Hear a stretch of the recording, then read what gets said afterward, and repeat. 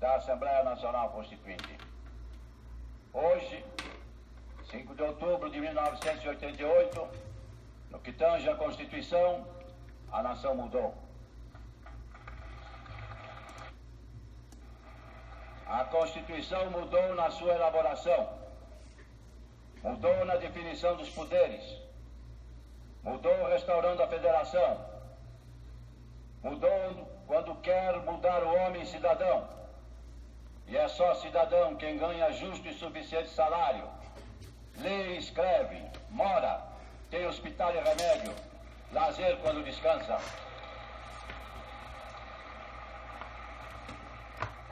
Num país de 30 milhões, 401 mil analfabetos, afrontosos 25% da população, cabe advertir, a cidadania começa com o alfabeto. Chegamos, esperamos a Constituição como vigia espera a aurora. A nação nos mandou executar um serviço. Nós o fizemos com amor, aplicação e sem medo.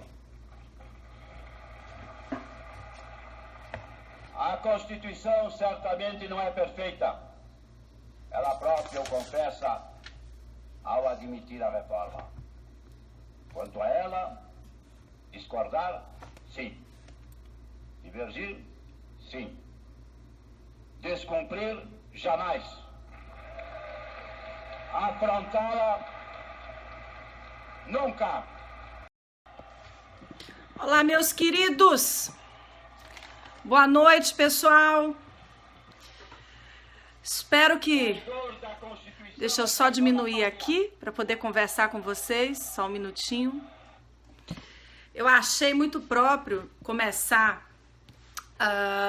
o nosso bate-papo de hoje à noite trazendo esse discurso que, para mim, é altamente significativo, um grande discurso de promulgação da nossa Constituição pelo grande Ulisses Guimarães. Bem, eu dou boa noite a todos, mas vocês vão lamentar, mas hoje eu não tenho muitos sorrisos, porque eu acho que não é um dia feliz para o nosso país. Não tem fogos, não tem comemoração, é um dia de muita reflexão. Primeiro porque o princípio republicano, o res publicae, pretende que os governantes eleitos de forma legítima possam cumprir os seus respectivos governos. Mas é pelo próprio princípio republicano que nós extraímos a necessidade também de que o governante que não cumpra com a Constituição, com as suas obrigações legais e constitucionais, também responda perante a nação. É um dia de reflexão, é um dia de consultarmos a nós mesmos o nosso papel na nossa cidadania e, principalmente, pensarmos sobre o futuro, sobre as nossas próximas escolhas. Vem aí eleições municipais e acho que realmente é um dia que marcou a história. Tem uma frase do grande Ulisses Guimarães nesse discurso que eu realmente gosto muito, em que ele diz assim: a persistência da Constituição é a sobrevivência da democracia. Meu objetivo nessa conversa de hoje não é discutir se houve golpe, se não houve golpe. Vamos além disso. Meu papel aqui não é político, é um papel jurídico. Então, aqueles que estão aqui comigo falando golpe, não golpe, fora Dilma, fora Temer, por favor, se contenham, ou eu peço licença, porque afinal de contas a nossa análise aqui ela é jurídica e não política. Bem, eu vou conversar com vocês sobre o que me deixou mais estarrecida em termos de procedimento de hoje à tarde, sobre o processo de impeachment. O fracionamento da votação e a consequente cisão das penas do processo de responsabilidade da ex-presidente da República. Bem, primeiro, o que foi que deu ensejo a essa divisão no processo de votação do impeachment? Um senador procurou o ministro Lewandowski, hoje pela manhã, fazendo ponderações quanto à possibilidade de fracionamento dessa votação e consequente a cisão das penas. Bem, veio de onde esse questionamento? O artigo, anotem, o artigo 68 da Lei 1079 de 50 afirma que o julgamento será feito em votação nominal pelos senadores desimpedidos que responderão sim ou não à seguinte pergunta enunciada pelo presidente: cometeu o acusado F o crime que lhe é imputado e deve ser condenado à perda do seu cargo? Vamos lá, prestem muita atenção e parem de comentar um pouquinho, porque o vídeo tá travando e eu tô no meu melhor Wi-Fi. Então eu acho que é o volume realmente de perguntas. Eu prometo que no final eu vou conversar com vocês. Agora escutem um pouquinho o que eu tenho a dizer. A base jurídica, que é a nossa análise de hoje. O artigo 68 da Lei 1079 de 50, que cuida do processo do crime de responsabilidade, diz que a primeira votação será para verificar se realmente houve crime e se o presidente deve ser condenado à perda do seu cargo. O parágrafo único do artigo 68 da Lei 1079 de 50 afirma que se a resposta afirmativa obtiver, a resposta se houve crime e a sentença, não é, pela perda do cargo, se a resposta afirmativa obtiver pelo menos 2/3 dos votos dos senadores presentes, o presidente fará nova consulta ao plenário sobre o tempo não excedente de 5 anos, durante o qual o condenado deverá ficar inabilitado para o exercício de qualquer função pública. A Lei 1079 de 50, ela traz esse fracionamento, sim, na decisão final. Apoiado nesse artigo 68 da Lei 1079 de 50, um senador alegou que o regimento interno do Senado, a despeito de dizer no seu artigo 378 que as penas são cumulativas, dispõe no artigo 382, estou no regimento interno do Senado, que no processo e julgamento a que se referem os artigos 377 a 381, aplicar-se-ão no que couber o disposto na Lei 1079 de 50. Então vamos lá. Conjugando o artigo 68 da Lei 1079 de 50 com o regimento interno do Senado, no seu artigo 382, se levou ao ministro Lewandowski, hoje de manhã, essa possibilidade de fracionar a votação e desmembrar as penas, como se uma pena fosse principal e a outra pena fosse acessória. Bem, é importante lembrarmos que em 2 mandados de segurança... Gente, para de comentar um pouquinho, depois eu converso com vocês. Por favor, tá interrompendo aí, tá travando. E eu estou no meu melhor Wi-Fi, então vamos lá.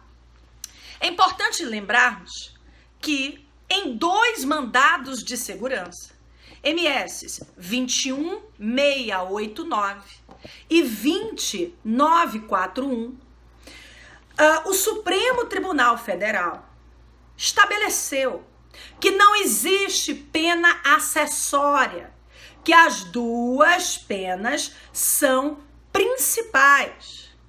Ou seja, como a Constituição, no seu artigo 52, parágrafo único, afirma que a condenação do impeachment será proferida por 2/3 dos votos do Senado, a perda do cargo com inabilitação por 8 anos para o exercício de função pública. Não há dúvidas que a Constituição não separou as penas. E o STF, em decisão da década de 90, no caso Collor de Mello, também decidiu, também foi nesse sentido, de que as penas são cumulativas e não alternativas. Até porque há pouca dúvida sobre o que significa com, não é? Com não pode ser confundido com ou. Então não é perda do cargo ou inabilitação. É a perda do cargo com a inabilitação. Então, ainda que essa discussão tivesse sido trazida à baila, estamos numa democracia, as discussões podem surgir. Eu entendo que o ministro Lewandowski, como, né, o juiz das regras do jogo, ele estava ali para assegurar a legalidade, o rito, o procedimento. Ele poderia ter evitado aquela discussão, feito manter a norma constitucional, e se houvesse interesse, o tema seria posteriormente judicializado.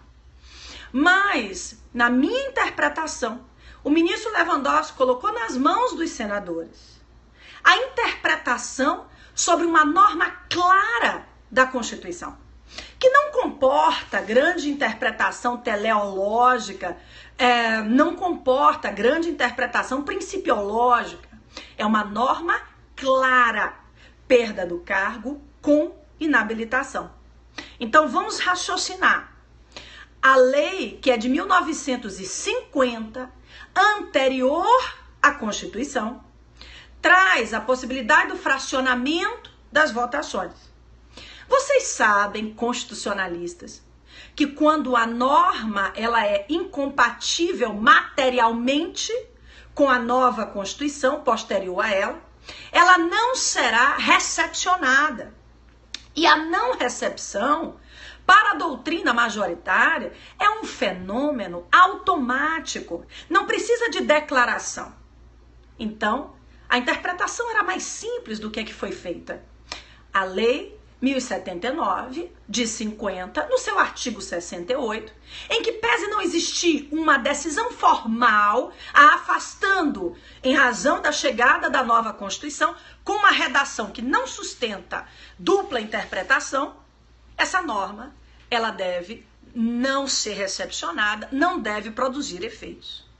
Na minha forma de compreender o que aconteceu, esse teria sido o entendimento a ser seguido pelo ministro que comandou a decisão. Porque ele estava ali não para votar, não para apreciar o mérito, se houve crime de responsabilidade, se não houve crime de responsabilidade. Mas o ministro está ali para assegurar as regras do jogo, para assegurar que o procedimento, que o rito será seguido na forma combinada entre a Constituição e a Lei 1079 de 50. Mas é uma noção básica. A Constituição, ela está no topo do ordenamento jurídico, enquanto que a Lei 1079 de 50 se encontra abaixo da Constituição. Quando há incompatibilidade entre norma infraconstitucional, pré-constitucional, com a chegada do novo regime constitucional, prevalece o quê? Lógico, que a Constituição, em razão da sua supremacia.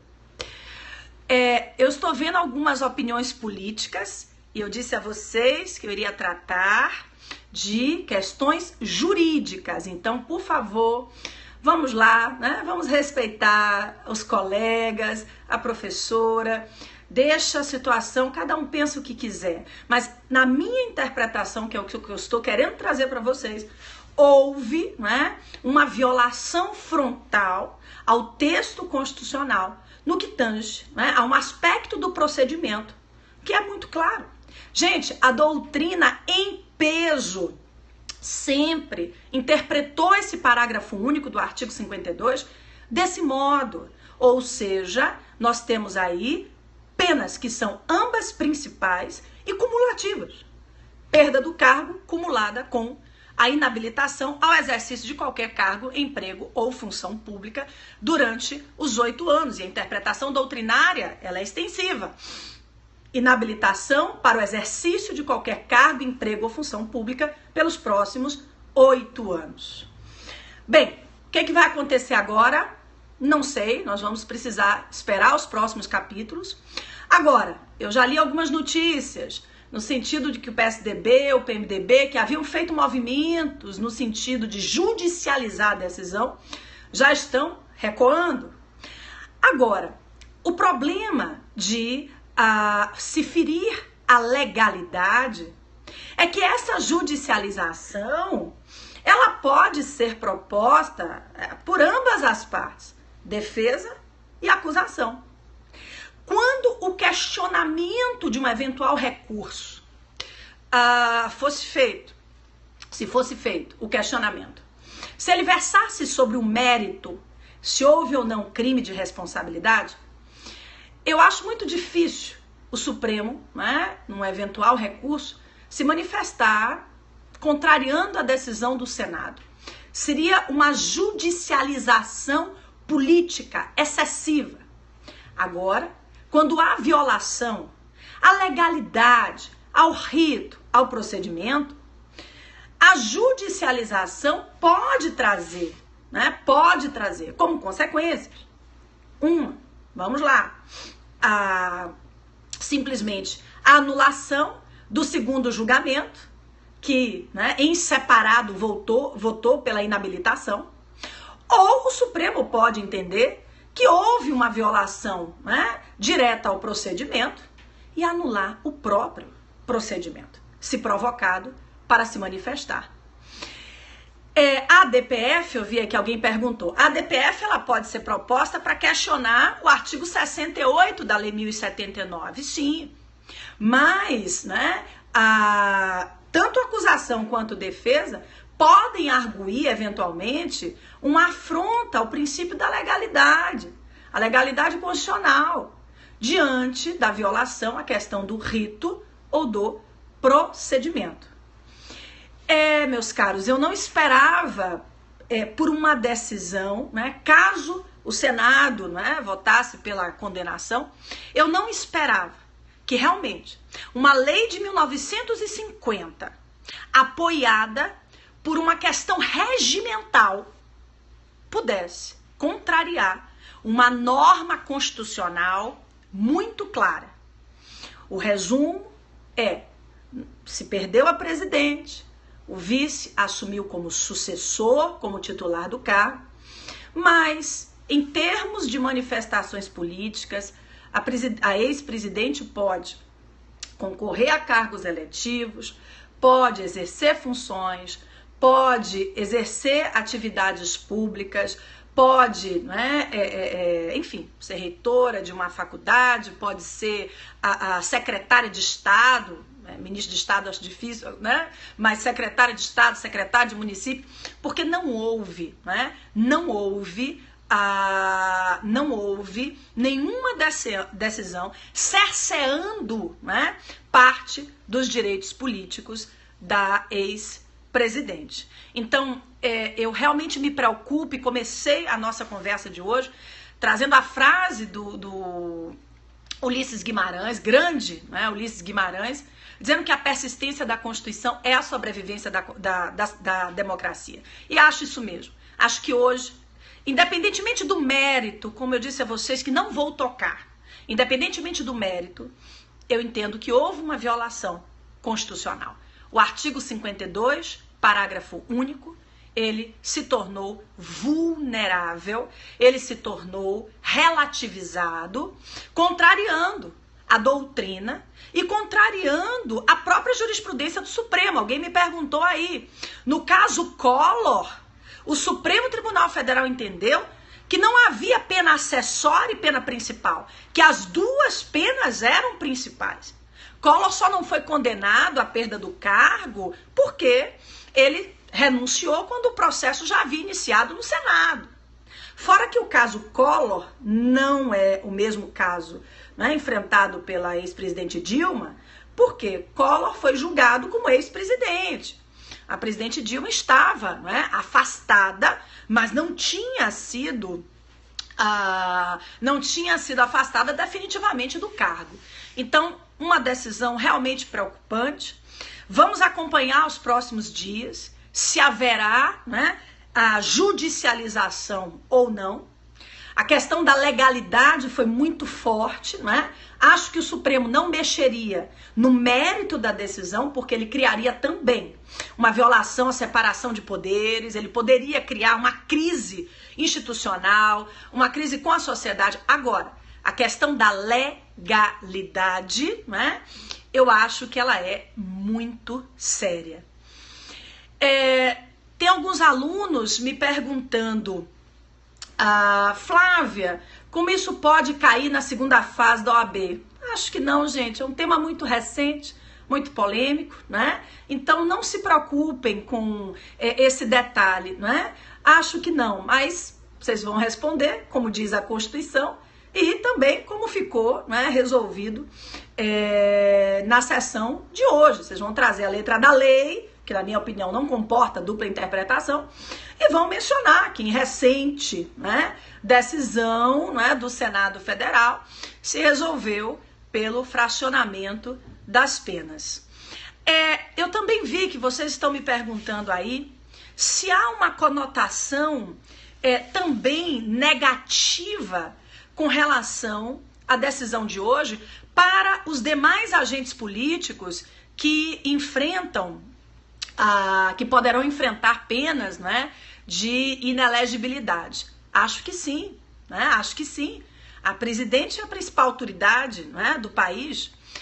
Acho que é um precedente muito perigoso, né? Um precedente perigoso justamente porque, bem, se a presidente, a ex-presidente, foi condenada, perdeu o cargo, mas não sofreu cerceamento nos seus direitos políticos, porque eu, como prefeito, como governador, como deputado, como senador, virei a sofrer, né? Vou vir a sofrer. Então, realmente, é um precedente complicado.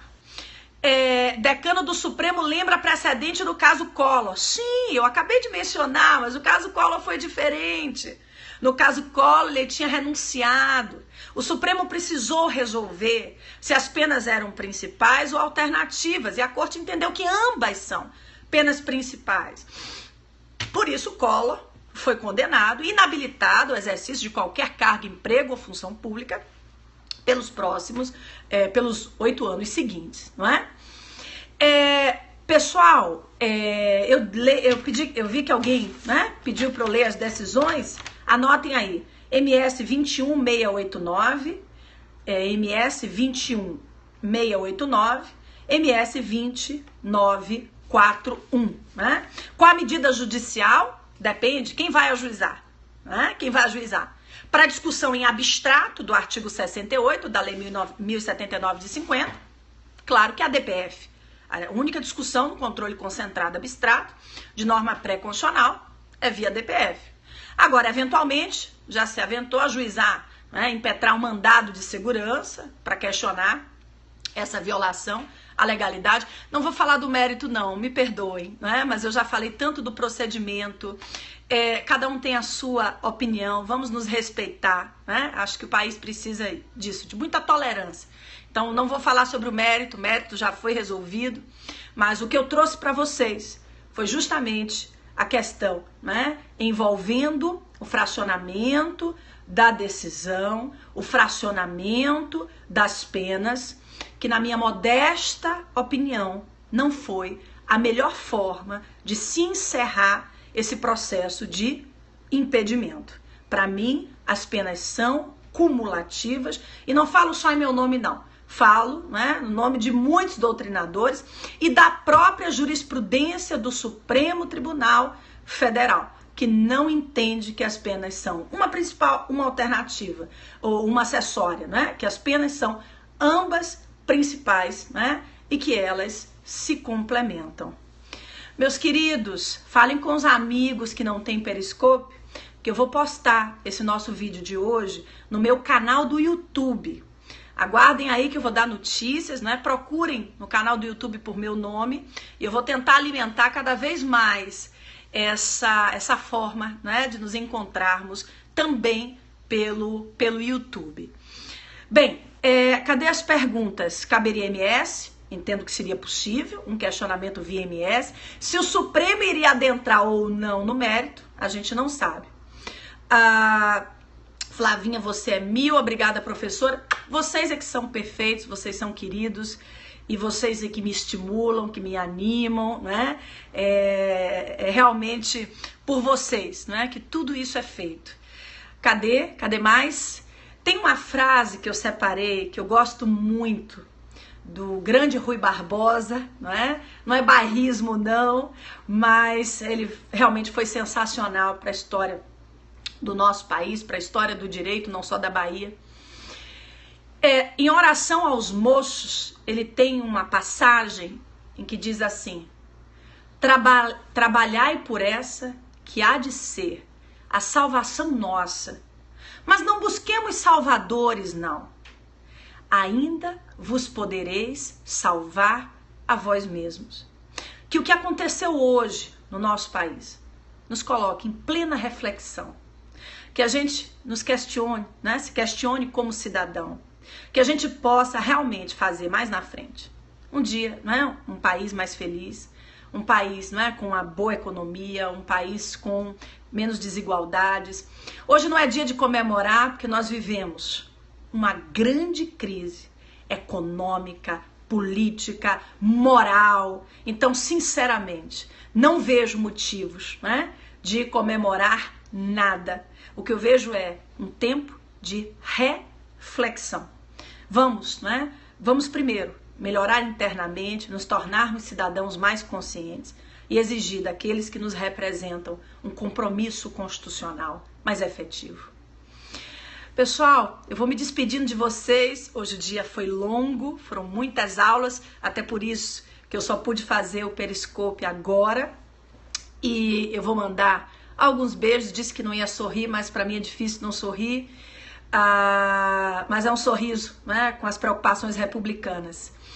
Vou te dar uma cocadinha para vocês. Cadê mais? Podem falar agora, podem soltar os corações, né? E Belém, Natal, Manaus, cadê mais? Piauí tá aí, oba, cocadas para todos. Rússia, eu acho que eu não sei se li certo. Cadê mais? Queridíssima, vamos passar na segunda fase. Lógico, essa vai ser a grande segunda fase. Eu espero, né, que os constitucionalistas estejam estudando muito aí, porque dia 18 vai chegar e vai ser um sucesso.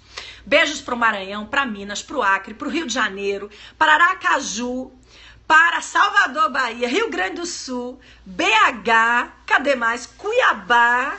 Eita, Porto Velho, Paquita, obrigada ao elogio, Mato Grosso, Ceará, Juiz de Fora, meu Deus, Fortaleza, Uberlândia, eu acho que o Brasil todo tá aqui, quanto prestígio, viu? Muito obrigada aí pelo carinho de vocês. Natal, minha mão tá doendo, ótimo, porque a mão que dói hoje é que é a prova daqui a pouco, né? Paraná, Fortaleza, eba, que beleza, gente, vocês são o máximo. Paraíba, Niterói, Florianópolis, São Paulo, Maceió, o Brasil todo, né? Eu me rendo aí a vocês, né?